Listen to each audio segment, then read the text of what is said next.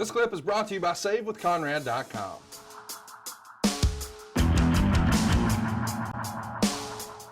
But today, we're not talking about current wrestling. We're talking about 1983.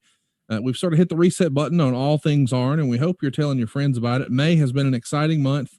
We talked about growing up Arn in episode 1, and then Pensacola with Pee Wee in episode 2.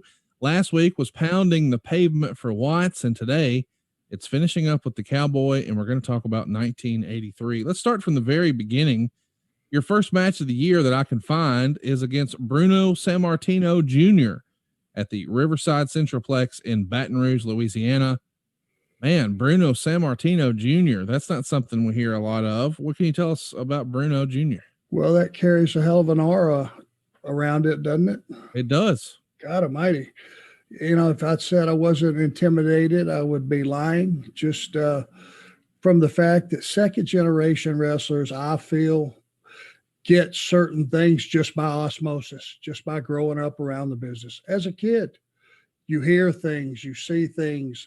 You know, you see your dad come home injured, and what does he do to put himself back together? And, you know, the conversations that go on, I'm sure, at the dinner table, just all those things that are related to the business that carry over to your personal life. And I'm thinking, man, then, I got to look at the kid. And then I start asking a couple of guys, have you heard of him, Tim? And he was just getting started too. So experience level, he was still very, very green, but man, I guess he did some powerlifting too, because the kid was really, really super strong. I think he carried an aura and a chip on his shoulder, because I'm sure a lot of people said to him, "You're never going to be your dad." Well, right. That's tough. It's a tough cross to bear sometimes.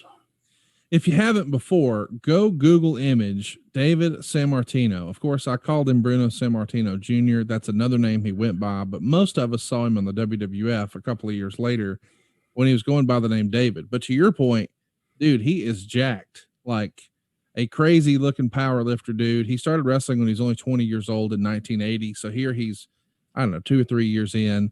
I think he's just a couple years younger than you, but as you said, the pressure that must be on him to sort of fill his dad's shoes had to be monumental, but he didn't let that bother him here. As with everything we talked about so far in 1982, you wind up in the losing effort, not winning a lot of matches so far. Are we, Arn? Imagine that. It has started already. That common theme that would stick with me throughout 38 years, no wins. But you know what? I was learning something every single day.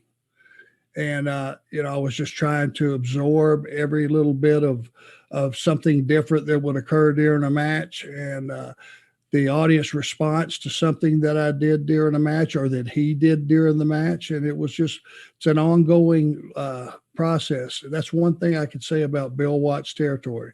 When you have those rules in place, no punching, no kicking, no thumbing a guy in the eye, no fighting outside on the floor, you got to keep it in the ring and wrestle.